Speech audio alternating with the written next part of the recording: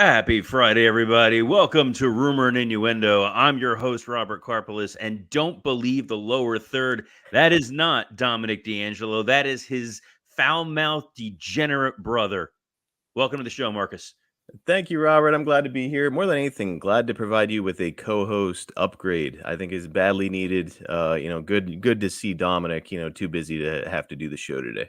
I think Dom's the one that's getting the upgrade. He just texted me here. A couple things for you guys to look forward to on the Rumor and Innuendo YouTube page. Dom got exclusive interviews so far with Natty Neidhart, Tommaso Ciampa, and Rey Mysterio. All three of them towering over.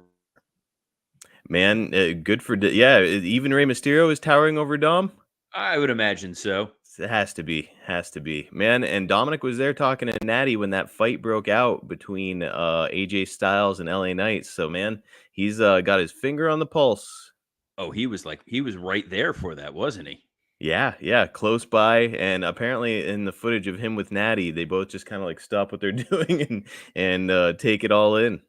So that's what we'll start with that before we get into everything else. Right now, it's WWE World. They're doing media press day today, and all the wrestlers are lined up with step and repeat backdrops behind them. And the reporters go, and you get to go ask them questions. LA Knight showed up and then just charged AJ Styles, and the two of them started fighting each other. Did you see the footage? I did. And man, it's to me that's how you sell an angle. And by the way, like it looked like that a couple live rounds may have landed. I know that AJ Styles came up and he had a bloody, possibly broken nose. Look, when you're doing something that close, you got to make it look real. And when Knight tackled him, like they broke the chair that AJ was sitting on, and it was a pretty high up, sturdy stool. So landing on that had to suck more than anything else. And they did everything they could to make it look legit. There's people walking around that didn't know it was happening, and they get caught in the crossfire. So fun way to start WrestleMania. I'm gonna try to steer here today since I'm in the Dom role. Later on, we're gonna talk a little bit more about AJ Styles. We're also gonna finish our WrestleMania 40 preview, talking night 2. But we're gonna start by talking about a show near and dear to my heart, a show that I used to have the privilege of writing, Friday Night SmackDown. All right. It's the go-home SmackDown for WrestleMania. It's the go-home WWE program before WrestleMania. And before we even get into it, in my opinion, kind of feels unnecessary. Like we're ready to go. We're locked and loaded. Everything's in place. Yeah, honestly, I believe that this SmackDown is going to be kind of like a nothing much happening sort of an event because man, it's you wanna load up all of the fun stuff for WrestleMania's it's a hell of a preview. It's a hell of a preview, Marcus. You're like, and not much is going to happen. It's just kind of a waste. I'll be watching because I can't help myself, and it's a good way to kill time before the Hall of Fame. Yes, well, there is that aspect for sure. And let me ask you this, when you were writing SmackDown, especially before a big event, I mean, are you trying to load it up with setup material for the pay-per-view, or how is that going? So I was in a bygone era from I think it was still in black and white at that point in time because we had to sell these things called pay-per-views. So you needed to convince somebody to go spend $30, $40, $50 on their weekend. So you needed to leave them with an indelible, lasting image.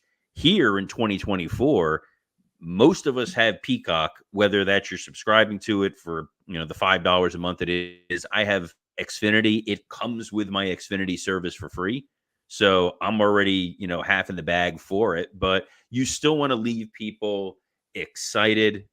But there's not much major revelation that we're probably going to get here on SmackDown. The biggest thing I would say on SmackDown is the Andre the Giant Memorial Battle Royal. I liked when it was part of Mania. Peek behind the curtain on that. It helps set up your TV. You're running a bunch of tests. You're testing your cameras, testing your audio, making sure your commentators in the right spot. You're letting the audience get a chance to settle, find their seats, because if you don't have a dark match beforehand, night 1 opens with Becky and Rhea, you don't want to see people funneling in. And the Andre Battle Royal is a fun way for a lot of guys who have really, busted their asses over the last year to at least get a moment in the spotlight. And it makes me wonder now that WrestleMania is 2 nights, is that why they've eliminated the Andre the Giant Battle Royal? Because, it seemed like it used to be a way to get more guys on WrestleMania, but now with 2 nights, maybe they don't necessarily need that. It's a little bit of both. It's a little bit of you got to load all those guys in. They're taking up space in the locker room. You got to get them out to the ring. You got to clear them from the ring. Instead, it's something to do on the SmackDown before WrestleMania where you really don't have to worry about injuring a lot of guys. Well, I'm here The for it, and cynical it's answer. it's something I certainly look forward to is that Battle Royal, so I'm gonna be tuned in. I think there's a couple of big names in the battle royal that probably stand out the most. Obviously, Veer. Veer's, I mean, a major star anywhere in the world, but there's also Shinsuke Nakamura is in this. Ivar, Chad Gable, Ricochet. Those would be in my opinion, and Bronson Reed, probably the big names of guys who would have deserved a spot somewhere in WrestleMania if they actually had a little bit of extra time. Yeah, for me, it's got to be Shinsuke. He's my guy, and I think he needs a big moment coming into the big event, right? It's possible. He's a guy who he's pretty just good with what's going on.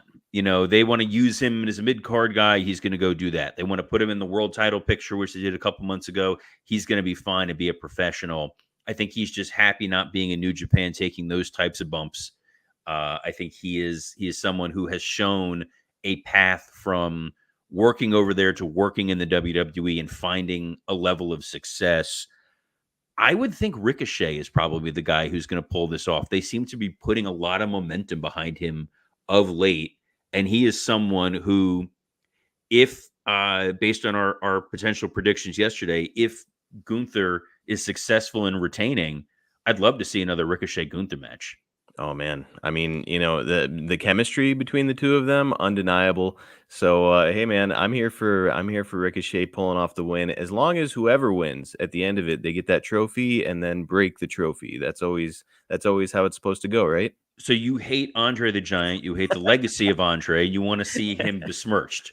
I'm just trying to remember the last time somebody got any trophy that was not instantly destroyed afterwards. I like when they have to carry that thing around because it's a huge, bulky trophy, and that's a massive pain in the ass to have to lug out there. And perversely, it's just kind of fun to watch guys have to deal with that nonsense. The other one of the other big moments on the show is gonna be a Kevin Owens show with his special guest Randy Orton. This is their last chance to further the tension that they've been teasing between Owens and Orton. Maybe I'm in the minority on this. I don't think you need it. I think both these guys they have enough reason to want to beat Logan Paul. They both want to be US champion. I don't need to see anything more. Yeah, I don't know. It's to me, it's kind of like filibustering. It's like, okay, well, what are we putting in this segment? Two really compelling guys, something that fans seem to enjoy. So hey, why not? Let's do it. Let's do a little extra setup. And who knows? Do you think we get a little run in from Logan Paul? I would save Logan Paul. I don't know that I would necessarily put him out there. Let these guys tear each other apart and just you're sitting from the back. Um, I like seeing Orton in the ring doing these promos. He's a lot more relaxed right now. He just celebrated a birthday this past Monday, so happy birthday again, Randy. Um, How old is he now? Kevin, he's 44, I believe. I don't know. We were joking about him having to increase the size of the font on his iPhone. So I'm like, that's what's going to wind up happening there for him. There's also Zelina Vega, Elektra Lopez having a match, furthering that Legado del Fantasma LWO thing. Neither one of them competing on the show. I'm happy they're getting a match. Oh man, absolutely. I was actually a little bit surprised whenever I learned that neither of them were competing on the show, but I mean, two undeniable talents. So yeah, hey, let's get them in the lead up to Mania. Oh, I think Zelina's really, really talented. Elektra hasn't had that many opportunities on a big stage to show what she can do. So hopefully it goes well. If it doesn't, this is not the weekend to have a bad match. Every executive is there. Everyone's going to be backstage because you have the Hall of Fame after. This is not the week to have like a Maxine Dupree level botch. The main event of SmackDown is Jey Uso and Solo Sikoa. You're pushing that Jay and Jimmy match. You're pushing Bloodline versus everybody. I think they're going to go out there and have a really strong match, but I'm hoping they hold a little bit back, Marcus, and don't genuinely hurt one another. Yeah, I mean, you don't want to empty the bucket the night before Mania. Let's go ahead and save a little bit of it. I don't know. I sort of anticipate a DQ finish or something of that nature. I think so, but I mean, look, brother versus brother, they're not going to want to hold back on one another, and it's not the first time I'm sure these guys have tossed one another around. My concern is they're going to want to have like a lot of interference, a lot of guys running out there. We know Roman's there, we know Rock's there, but we also know as soon as this show is done, it's the Hall of Fame. So do you send Rock and Roman out there for physicality and then make them go in the back and put tuxedos on? Boy, that is something I hadn't even considered. Probably not under those circumstances. Maybe one or the other, but certainly not both of them. And I would guess you'd save Rock for the Hall of Fame. I think that the one thing that you're going to want to see is those guys as fresh as they can for that for those Hall of Fame speeches. You don't want them winded. You don't want them out of breath. You don't want them putting on a bad performance. And guys, if you're worried about not putting on a great performance, we want to talk to you about our sponsor of this episode, because this episode, as always, is sponsored by our friends at Blue Chew. Let's talk about sex. Guys, remember the days when you were always ready to go? Now you can increase your performance and get that extra confidence in bed. Visit BlueChew.com. Blue Chew is a unique online service that delivers the same active ingredients as Viagra, Cialis, and Levitra, but in chewable tablets and at a fraction of the cost. You can take them anytime, day or night, so you can plan ahead or be ready whenever an opportunity arises. The process is simple. Sign up at BlueChew.com, consult with one of their licensed medical providers, and once you're approved, you'll receive your prescription within days. The best part, it's all done online. No visits to the doctor's office, no awkward conversations, and no waiting in line at the pharmacy. Guys, it is WrestleMania weekend. The anticipation cannot be any higher. You're going to want to point at that WrestleMania sign. You're going to want to finish your story. And Blue Chew wants to help, because Blue Chew wants to help you have better sex. Discover your options at BlueChew.com. Chew it and do it. And we've got a special deal for our viewers. Try Blue Chew free when you use our promo code RUMOR at checkout. Just pay $5 shipping. That's BlueChew.com, promo code RUMOR, to receive your first month free. Visit BlueChew.com for more details and important safety information. And we thank Blue Chew for sponsoring this WrestleMania go-home edition of Rumor and Innuendo. Ooh, man, you can't beat Blue Chew. Get your heat back, ladies and gentlemen. Get that Blue Chew. I love it. First time I'm meeting Dom. We're already. I called you Dom. I knew I was going to do it because it's on the bottom of the screen. That's it's right. It's the damn lower third that Dominic said he was going to fix. But no, Marcus, it's nice. We're here. We're already talking Blue Chew together. You're already part of the Rumor and Innuendo family. You haven't cursed once on this episode. Things could not be going any better. And I was going to say things could not be going any better until WrestleMania, except today, an earthquake hit New York and Philly. What the hell's going on, man? I'll tell you what, I was just kind of scrolling online and I kept seeing pictures of John Tenta with no context. And I'm like, because I had my nose in my laptop. I was just working and I'm just scrolling in between. And I'm like, why is John Tenta all over the internet right now? It's earthquake. So man, it's I got a feeling things are going to get shaken up there in Philly this weekend as well. Well, we're gonna talk what's going on in Philly. And we're gonna talk night 2 of WrestleMania. If you missed the first half of our WrestleMania preview, Dom, when he actually showed up for work, was here yesterday talking about our predictions for night 1, which you can catch wherever you listen to podcasts, whether that is on Spotify, iTunes, SoundCloud, or wherever. But instead, I got Marcus here for night 2 of WrestleMania. So we're gonna start. We're going to start with Bobby Lashley and the Street Profits against the Final Testament, Karrion Kross, and the Authors of Pain. Lashley has already expressed his frustration about being in this position in the first place. I think he wanted something a little more high profile. Karrion Kross, who went from unemployed to back in WWE, probably has something to prove. What do you think we're going to see here? Man, I can tell you this. I think that Karrion Kross is doing some of the best stuff of his career right now. You see the way that he uses social media, the way it should be used by somebody in his position. He had that great video of him snapping a baseball bat and like an ankle lock hold, and cutting promos while he's smoking a cigar. Like, this dude has got star factor written all over him, and I think that we see him rise up here at WrestleMania and get a big moment. He has been someone that I just don't understand how they're not making a tremendous amount of money with him. I don't love his gimmick just because I get spooky whatever. I'm not a spooky whatever fan. I was never an Undertaker, Papa Shango. Give me any of that nonsense. When that guy actually talks and you hear his actual backstory, he is genuinely terrifying. And he comes across like a major, major star when he's himself. When he gets intense, you're just like, oh, we're in trouble. Adding in that extra like hocus pocus stuff, never my thing. But that being said, I think these six guys are frustrated in the position that they're in. If I'm Montez Ford, who in a lot of ways should be main eventing a WrestleMania by this point, I'm super frustrated. I think it's going to be Lashley and the Street Profits, just because I think you need to make Bobby happy. But the fact that it's a Philly street fight, it's a big, wild, hardcore brawl in the home ECW. We're going to get a really fun match. Do you think maybe we get blood? I'm kind of hoping so, especially with the Karrion Kross gimmick. I know you're not crazy about the dark, spooky stuff. I have to admit, one of my guilty pleasures is the Jake Roberts and Ultimate Warrior vignettes, where he's got him like That's digging graves different. and stuff. That's that.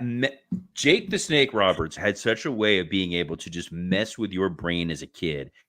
The stuff in Ultimate Warrior was fantastic. Unbelievable. That's fine. That's psychological. That's playing with games. What I don't like is Undertaker rising from the coffin and ascending to heaven. That used to bug me. Or Papa Shango making people like bleed black stuff out of their head, or watching Warrior like vomit. I couldn't get behind the black stuff, but the Warrior vomiting, I'm like, come on, that's good. That's good stuff, pal. I almost cursed just now. I gotta watch myself. You held it. You held I it in. held I it. appreciate Doing that. my best, brother. Speaking of holding in enthusiasm, it's LA Knight and AJ Styles. AJ Styles is tasked with babysitting LA Knight for this year's WrestleMania. I think AJ is going to do everything he can to make this a great match. I am very much not sold on LA Knight, but curious what your take is, Marcus.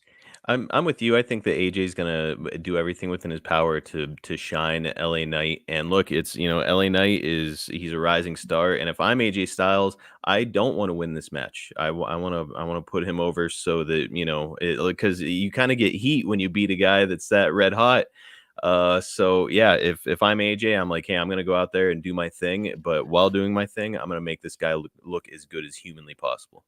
That's exactly the same way I'm thinking. I'm thinking AJ is going to wind up losing this one, but he's going to want to make LA Knight look like a major, major star. Speaking of major, major stars, Logan Paul is defending his United States Championship in a triple threat match against Randy Orton and Kevin Owens. In an ideal world, this would be a singles match, whether it's Logan and Kevin again or Logan and Orton. This is the hand that we've been dealt. Glad these three guys are out there. Marcus, what do you think we're going to see? I'm thinking that Logan Paul is going to pull off the win. Just because he's so high profile and having him hold that belt for an extended period of time. That title. How I'm dare you? sorry. Oh What did my we say gosh. about using inappropriate language on this show, man? I forgot I'm with a backstage WWE guy. I gotta watch myself. But yeah, no, it's him in that title. I think bring a lot of value to the WWF. And man, it's WWF. What is dude? You're throwing it's, out belt. it's You're throwing out WWF. because I can't curse. That's what's throwing me off. Maybe I'll just let you just start dropping f bombs. Like, yes, it'll cost us sponsors and it'll get us kicked off YouTube. Which I think, by the way, guys, before this show started today, I found out that Mr. Marcus DeAngelo happens to be a producer of Jeff Jarrett's show, and we all know that Jeff Jarrett, that lousy scumbag, that snake, is the reason why we are constantly kicked off ad-free shows every Monday. And I feel like Marcus's plan is come on here, drop a couple F-bombs, and then we're gone across the board, and it's just Jarrett 5 days a week. You guys were cramping our style, man. And yeah, let me drop the news right now. That was not a Jeff Jarrett initiative. That was this guy. I was like, hey, we can't have competition on there. Come on, get these guys out of Well, as far as this match, we're getting this back on track here. But yeah, no, I think Logan Paul is going to retain. I think the triple threat is a way to cover that you don't want to beat Randy one-on-one straight up, but it's going to be a hell of a match. It's going to give Orton and Kevin something to do for a couple weeks and months going forward. And Logan Paul can move on to somebody new and different, most likely Lashley. I think if Lashley needs something to do, the imagery of Lashley and Logan Paul will be a hell of a lot of fun. The WWE SmackDown Women's Championship, Io Sky defending against Bayley. This is kind of the forgotten title match going into this show. They've told a pretty good story. You're trying to truncate that Bayley babyface turn and hoping that the audience is going to latch onto it. But at the same time, I think these two women are going to tear it up. What do you think, Marcus?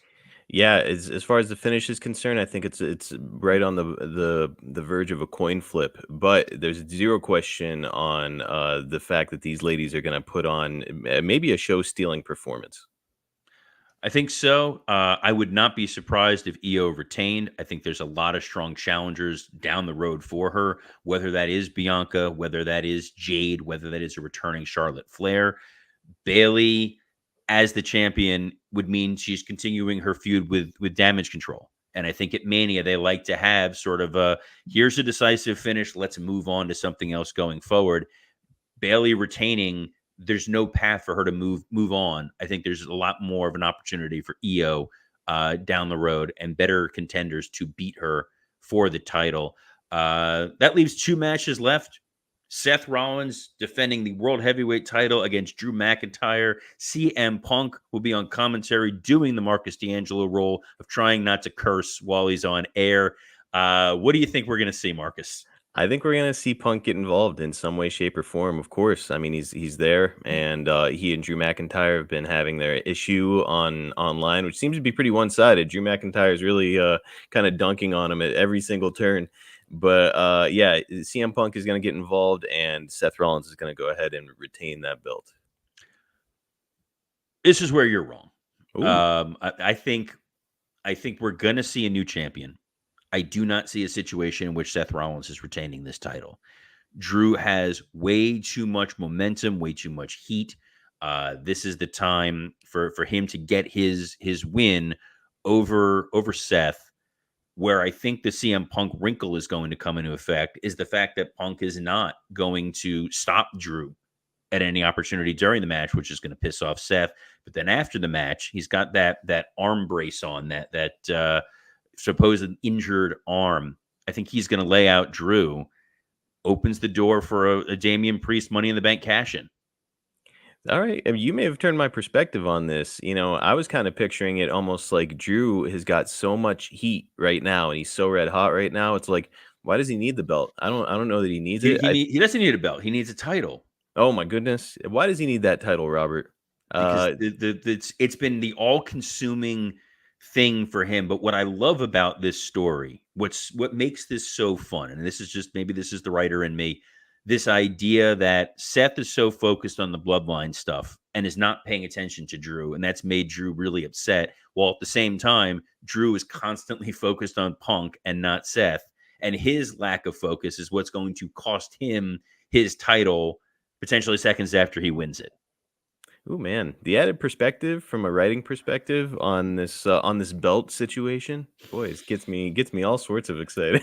All right, you know what? I can't wait till Dom's back on Monday. He's so much more well behaved. He can't pronounce WWE. Well, of course not. But we'll let it slide in exchange for this blasphemy here. The main event for the undisputed WWE Universal Heavyweight Championship title. Roman Reigns defending against Cody Rhodes. First of all, I think we kind of talked about it yesterday. This will most likely be bloodline rules. It's like Chekhov's gun. You don't introduce a stipulation if you're not planning on following through with it. Do you think we see a new champion? Does Cody finish the story? I think Cody finally finishes the story, and I think that we kick the can down the road a little bit for SummerSlam and a possible clash between just one-on-one Cody and Dwayne. Yeah, Blue Meanie, who was hanging with your brother last night, and he's hanging around WrestleMania all weekend, kept thinking that we were going to see a Rock babyface turn, and this was a plan all along. I've never bought into that. I still don't buy into it. I don't want to see that. I think if the end of night one of WrestleMania is the end of Infinity War, if it's the villains are all standing triumphant, this has got to be Endgame. And a lot of people have been speculating that what we're going to see is, every firework they can throw at this, which would include John Cena and Steve Austin. That seems to be, there's some rumblings to that. I love that idea of Cena taking out Solo, the guy who left him lying a couple months ago, and then it's Rock in the ring, and then you hear the glass shatter, and you get that one little moment, because it is WrestleMania 40, of Austin and the Rock together in the ring again. And then I want to see everybody gone. I want there to be about 5-6 minutes left of this match where it really is just Roman and Cody gets his moment and finishes his story. That gives you a chance to do a rematch with Roman at some point down the road in a non-bloodline rules match. It gives you a chance to do Rock and Cody at SummerSlam, which I think is a hell of a match. And it gives you an opportunity for Rock now to be so consumed with anger about what happened, whether that's the interference of actual wrestlers or legends of the past, that we see that Mr. McMahon-esque version of Rock emerge. And we know he's going away and he's filming a movie for a little while. This allows him to have his hand on the show without being there week in and week out. But I think if you don't have Cody winning that title at the end, you better have a really good story plan for him. Man, and shout out to Blue Meanie, love the guy. But I'm with you. I do not like the idea of The Rock turning babyface. We've gathered all this momentum here, and it's like, let's not stop it now. Let's make some money on this and kick this can down the road. And yeah, the way that you frame that, where Rock is almost like a new Vince McMahon type figure in here, that level of heel. It's, man, what a new dynamic in wrestling, where it's an authority figure, but an authority figure who's very muscular and an experienced legend in wrestling. I mean, dude, that's where it's at. Yeah, something you don't have to worry about with the Young Bucks over in AEW. Authority figures who are built like I don't know, A preteen brick. skateboarders. Okay, I thought you were gonna curse there. I thought you were gonna go with the brick S house. No. Yeah, no, I'm not. Look, Rock is a hell of an ambassador. He's a hell of a character. The last little story we're going to get to before we wrap this up is AJ was talking to the Ringer, and he said, "I'm anxious to see what story comes next. I'm getting close regarding the end of his career. I want to have that story and that match to go with before I leave the WWE. That's what I'm looking forward to the most. I'm going to retire. I'm getting to that point where I'm worried about embarrassing myself. At some point, this has to come to an end. This feels like a misdirection on AJ's part. AJ is working at such a high level right now. I think the opportunity for him to step in and be a top challenger for Cody in the next couple months makes a hell of a lot of sense. Maybe we're setting the breadcrumbs for a retirement at WrestleMania 41. What do you think, Marcus? Yeah, I'm with you. I think it's a misdirect. He came back with all that muscle loaded on him, and man, I don't think that you put in that kind of work just to turn around and retire shortly thereafter. I think that, and to your point, he's also putting in some of the best work we've seen out of AJ Styles. Still in this era of wrestling, a relatively young man. So man, it's I think we've got an awful lot of time left with AJ. He is one of the top wrestlers here on this flat earth, according to AJ. But hey, it's WrestleMania weekend. This is the best time of the year to be a wrestling fan. It's the best time of year to be tuning in to Rumor and Innuendo. Marcus, if the fine folks want to catch you elsewhere, where can they find you? Well, first of all, ignore this information down here below me. You can follow me on X at Marcus P. DeAngelo, but I also do podcasts with Jake the Snake Roberts, Ted DiBiase, and Hacksaw Jim Duggan. You can find me with Jake at youtube.com/at SnakePitPod, and both podcasts with Ted and Hacksaw are at youtube.com/at Everybody's Got a Pod. Jim's podcast is a YouTube exclusive, so that's the only place you can hear me with Jim. The other two podcasts you can get on all platforms. So yeah, check me out there. I'm also the producer for My World with Jeff Jarrett, so please check that out. Oh, good old Double J. And yeah, I always love interacting with listeners, so please feel free to reach out. Well, you can catch us here every Monday through Friday, streaming on a myriad of platforms, including the WWE Creative _ISH X account, the Dominic DeAngelo X account, the SE Scoops X account, the Podcast Heat X account. Podcast Heat is who makes this show possible, as well as the Rumor and Innuendo and ad-free shows, YouTube pages. We will be back on Monday for a hell of a post WrestleMania show. You can catch my other podcast, Wrestle Roast, that Dominic is a producer of, along with professional comedians Dan St. Germain, Mike Lawrence, and Scott Chaplin. Our latest episode just dropped, and we're doing a live Patreon tomorrow at noon Eastern, which will be a hell of a lot of fun. That's how I'm kicking off my WrestleMania weekend. I will be live tweeting all weekend long, so feel free to slide into my DMs with appropriate comments. But instead, on behalf of not Dominic DeAngelo, I'm Robert Karpeles. Best of luck in your future endeavors.